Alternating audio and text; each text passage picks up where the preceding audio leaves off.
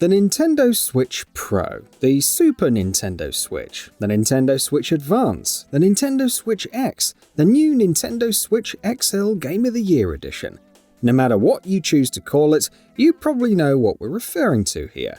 The elusive, fabled Nintendo Switch midlife revision that will give a spec bump to Nintendo's hit, but over 4 years old now, hybrid console.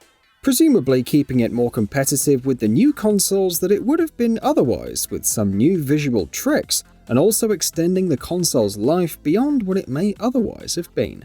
Before we begin, please consider subscribing and enabling all notifications by clicking the bell icon. With that out of the way, let's get started. It's in the tradition of pretty much all Nintendo portable systems in the past. The Game Boy got the Game Boy Color, the DS got the DSi, and the 3DS got the new Nintendo 3DS. Yeah, that was its real name. And while it's a concept that PlayStation and Xbox both embraced with the PS4 Pro and the Xbox One X, it seems like the Switch Pro, we're gonna stick with that one until the official name inevitably requires us to call it something else, and presumably something much stupider, will be more along the lines of the old Nintendo handheld upgrades and the console ones. We can say this because of what the reports that have leaked this system's existence have told us. These reports have told us of a fairly massive upgrade over the existing Switch system, with a fairly thorough modernization of its capabilities and specs, compared to the more conservative PS4 Pro, for example. These rumors also claim that, unlike the Xbox One X and the PS4 Pro, which were not permitted to ever have any exclusives, meaning that while games could look and run better on them, they would have to run on the base consoles all the same.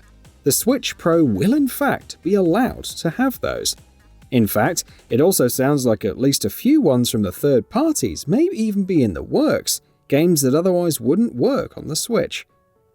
This all seems to be in line with the kind of upgrades we've been told the Switch Pro will have, which will allegedly include major bumps to the SoC CPU cores and GPU capabilities, as well as memory bandwidth, thanks to a new chip that's rumored to be based on the newer cutting-edge Ampere or Turing architectures.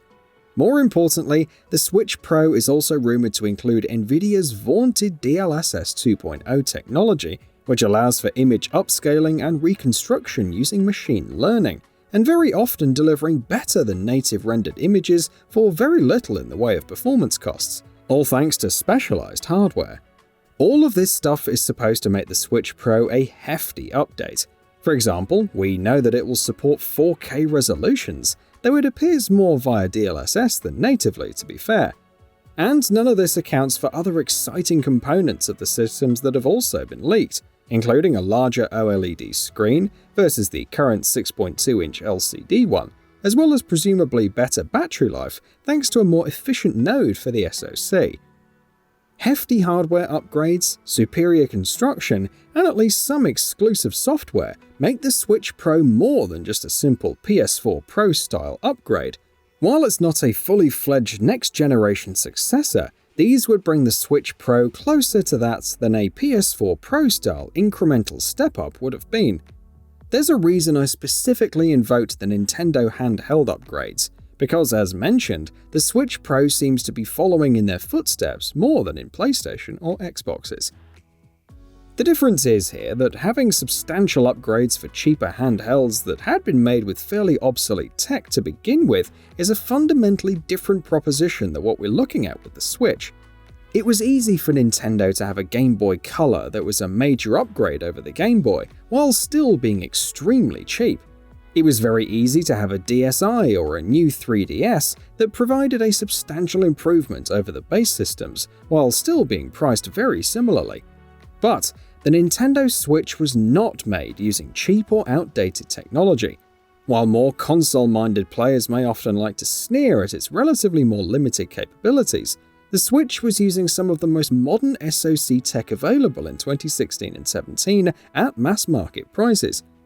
Many will probably point to their $1,200 iPhone or Galaxy S and say how it outperforms the $300 Switch, which it should.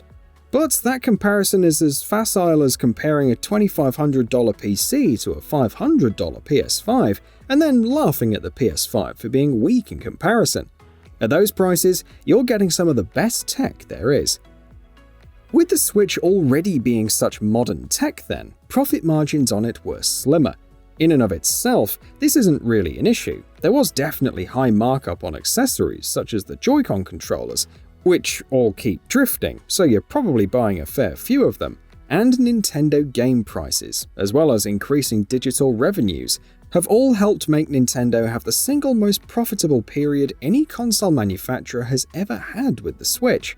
But the hardware itself, that's probably harder to iterate on while maintaining profit margins and keeping it in the same price range as the current Switch, which is generally how their previous portable upgrades have gone. So, how do we reconcile that with the seemingly fairly ambitious sounding upgrade the Switch Pro is rumored to be? The simple answer here is that the Switch Pro will probably be expensive, by a fair bit over the current model actually. While putting it in a whole different tier of pricing will be counter to how Nintendo has done things in the past, the Switch is not marketed or positioned as a portable, it's positioned as a console. And the entire concept of more expensive upgrades is far more commonplace now than it was back in the time of the Nintendo DSi, thanks to annual smartphone and tablet upgrades, or even the PS4 Pro and Xbox One X. By allowing themselves to hit a higher price, Nintendo presumably leaves itself more room to make the Switch Pro more capable than they would have been able to make under their older paradigm as well. But how expensive? That's the blank $100 question. There are several routes the company can take here. The first one is to have the Switch Pro take the current Switch's $299 slot, while pushing the current model down to $249, or just discontinuing it. This, however, feels very unlikely. As specified, the Switch Pro seems to be far too ambitious an upgrade to be able to hit a $299 price point while maintaining the kinds of profit margins on hardware Nintendo likes maintaining. Moreover, the same reports that have leaked the system's existence have mentioned repeatedly that Nintendo is looking at pricing it in a higher tier than the current model. So let's go with that option for a second. It'll be priced higher. Here too, we have two possibilities. The first is that the Switch Pro takes a $399 price, while the current Switch retains its $299 price, and the Switch Lite keeps its $199 price. $399, however, would make the Switch Pro the most expensive hardware Nintendo has ever put out. It's actually eye-waveringly expensive, and puts it on par with the PS5 Digital Edition, and more expensive than the Xbox Series S. Then again, similar comparisons with the then current PS4 and Xbox One never held back the original Switch, which was priced equal to the PS4 and Xbox One as well. There is a possibility Nintendo may feel comfortable with this pricing model for a variety of reasons. It keeps things simple, clearly delineating and communicating an entry, standard, and premium level tier to customers. $399 gives them higher profit margins than trying to keep the price similar to the current model would net them. Switch pricing relative to other consoles has not been an impediment to its success, as mentioned already.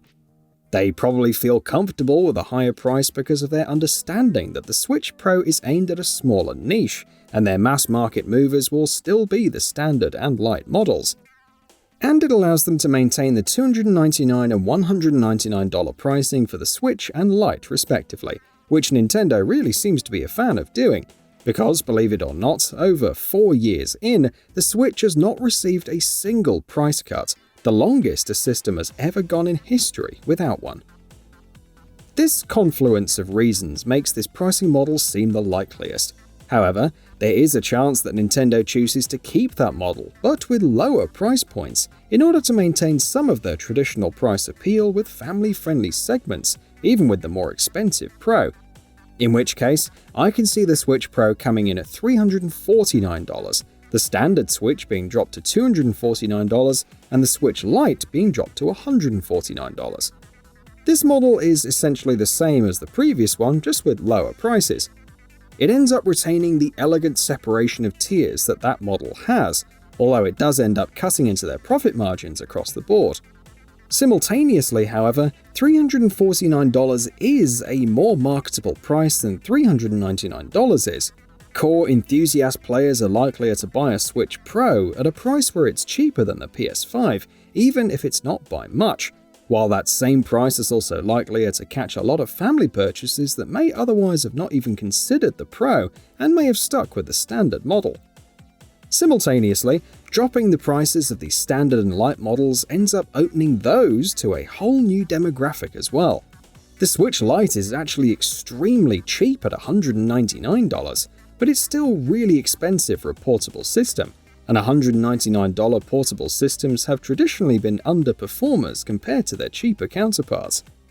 You have to assume that at $149, the Switch Lite can tap into a far bigger audience, particularly one that just wants to play, say, Pokemon or Animal Crossing, thus leading to substantially higher sales and revenue for Nintendo as well.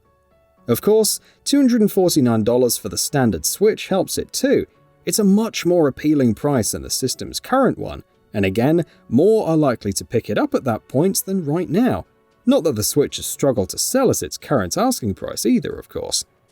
Here's the thing. It's hard to know what Nintendo will do.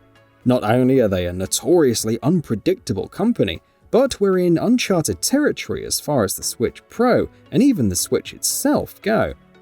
There are also a lot of variables at play, which make trying to divine any answer with any degree of certainty an exercise in futility. I don't feel comfortable committing to any specific prediction, other than saying that I feel like the Switch Pro will be priced much higher than the standard model. By how much, it remains to be seen. I'm personally a fan of the 3-tier pricing model for the Lite, Standard, and Pro, separated by $100 each, but even that allows for a lot of variation. Will the Pro be $399 or $349? And again, is more down to my aesthetic preference for its symmetry more than anything else. It's impossible to know what Nintendo is planning. Assuming the Switch Pro is real to begin with, which remember officially has never been confirmed, whatever they end up doing presumably ends up going down well. With the Switch, Nintendo has exhibited uncanny business acumen, and the console is currently on a trajectory to end up as one of the highest selling systems of all time, and well above the PS4 or Wii ever managed. We'll know soon enough, presumably by August or September at the latest, what, if anything, Nintendo has planned. So what are your thoughts on this? Go ahead and share them in the comments below. And if you like this video, please subscribe to the channel and enable all notifications by clicking the bell icon to get new video updates. We upload every day and would really appreciate your support. Thanks for watching.